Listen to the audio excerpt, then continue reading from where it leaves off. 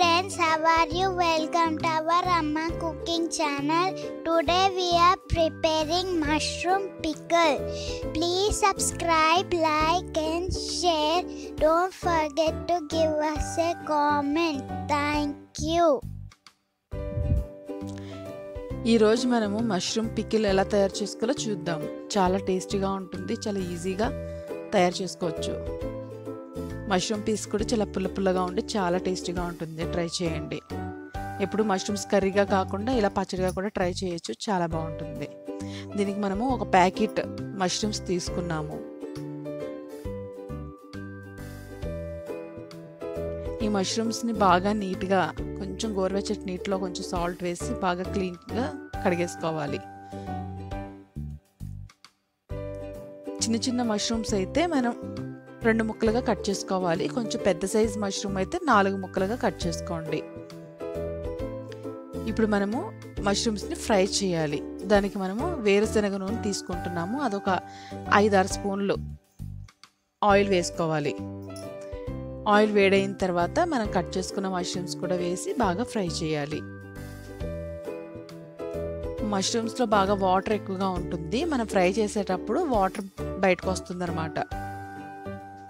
మనకు ఆ వాటర్ అంతా కూడా ఆవిరైపోయి మళ్ళీ ఆయిల్ అంతా తేలే వరకు మనం ఫ్రై చేయాలి. ఇక్కడ మష్రూమ్స్ని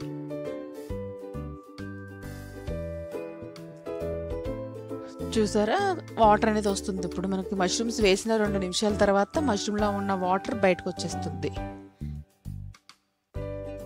ఆ వాటర్ అంతా కూడా మనకి ఆవిరైపోవాలి. ఆ వాటర్ తగ్గిపోయి మనకి ఆయిల్ అనేది సపరేట్ అయిపోతుంది. ఆయిల్ మనం వేసిన ఆయిల్ అలా వైట్ కలర్లో అలా వచ్చేస్తుంది, క్లీన్గా వస్తుంది, సపరేట్గా అయిపోతుంది ఆయిల్. ఒకసారి వీడియోలో చూడండి, మష్రూమ్ వాటర్ తగ్గిపోయింది, ఆయిల్ అనేది సపరేట్గా అలా ఆయిల్ క్లీన్గా కనబడుతుంది మనకి. ఇక్కడ ఆయిల్లో బాగా మష్రూమ్స్ని ఫ్రై చేసుకుని ఒక ప్లేట్లోకి తీసేసుకోవాలి.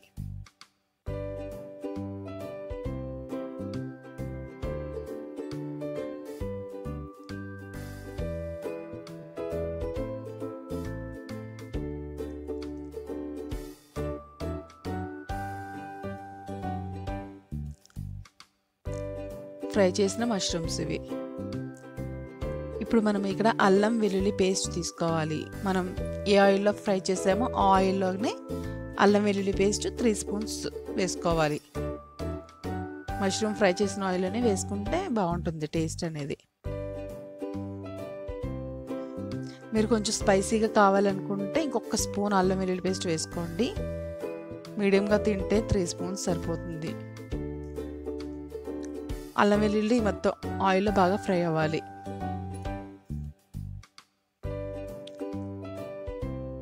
మనకి అల్లం వెల్లుల్లి ఫ్రై చేస్తున్నప్పుడు అది బాగా ఏగిందంటే ఆయిల్ అనేది సపరేట్ అయిపోతుంది. అలా అయితే అల్లం వెల్లుల్లి పేస్ట్ ఏగిందని క్లియర్గా తెలుస్తుంది అనమాట.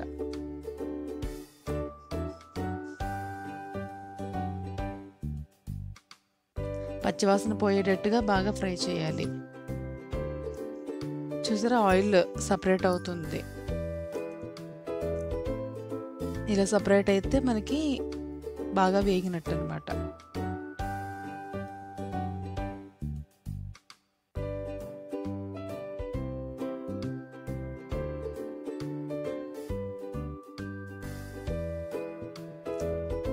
అల్లం వెల్లుల్లి బాగా వేగిన తర్వాత ఒక 3 స్పూన్స్ కారం తీసుకోవాలి. మీ టేస్ట్ని బట్టి తీసుకోండి కారం. కొంచెం స్పైసీ కావాలనుకుంటే ఇంకొక స్పూన్ కారం వేసుకోవచ్చు. 1.5 స్పూన్ సాల్ట్ తీసుకోవాలి. కారం 3 స్పూన్స్, సాల్ట్ 1.5 స్పూన్ తీసుకున్నాము. అల్లం వెల్లుల్లి 3 స్పూన్స్ తీసుకున్నాము.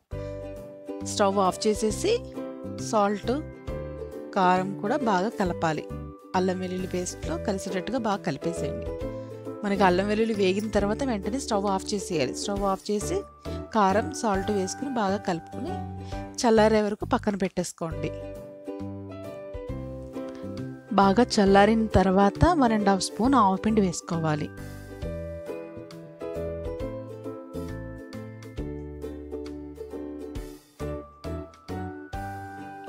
పావు టీ స్పూన్ మెంతిపొడి వేసుకోవాలి.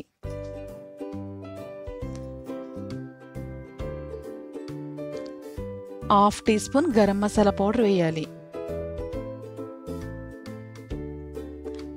మనం ఫ్రై చేసుకున్న మష్రూమ్స్ కూడా వేసుకోవాలి.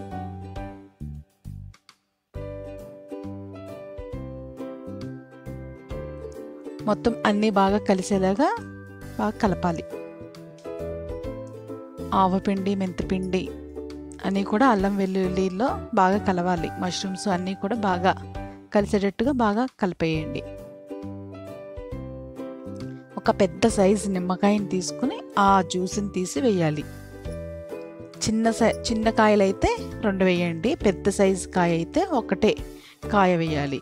మొత్తం జ్యూస్ అంతా తీసి నిమ్మరసం అంతా వేసి బాగా కలిపేయండి. మనకి ఆ సాల్ట్ అనేది ఆ నిమ్మరసంలో కరిగి వాటరీగా వస్తుంది. ఒక 10 మినిట్స్ తర్వాత మనకి కొంచెం లూజ్ అవుతుంది అనమాట. సాల్ట్ అనేది నిమ్మరసంలో కరిగిన తర్వాత లూజ్గా వస్తుంది, కొంచెం లూజ్గా వస్తుంది, చాలా బాగుంటుంది.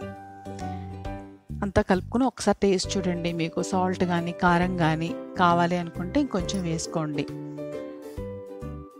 మనకి పికిల్ రెడీ అయ్యింది. మనం నిమ్మరసం అంతా కలిపి పక్కన పెట్టిన ఒక 15 మినిట్స్ తర్వాత మనకి ఆయిల్ అనేది బయటకు వస్తుంది.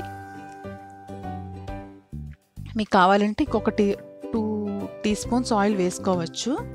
లేదు అంటే మనకి అందులో నుంచి ఉన్న ఆయిల్ అంతా కూడా బయటకు వస్తుంది. నిమ్మరసం కలిపిన తర్వాత 15 మినిట్స్ తర్వాత ఆయిల్ అనేది బయటకు వస్తుంది అన్నమాట. చాలా టేస్టీగా ఉంటుంది పచ్చడి. మష్రూమ్ కర్రీ కన్నా కూడా చాలా బాగుంటుంది. కర్రీ తినని వాళ్ళు ఇలా పచ్చడిగా చేసుకొని తింటే చాలా బాగుంటుంది. ప్లీజ్ సబ్స్క్రైబ్ చేయండి, లైక్ చేయండి, షేర్ చేయండి, కామెంట్ చేయండి. Thank you.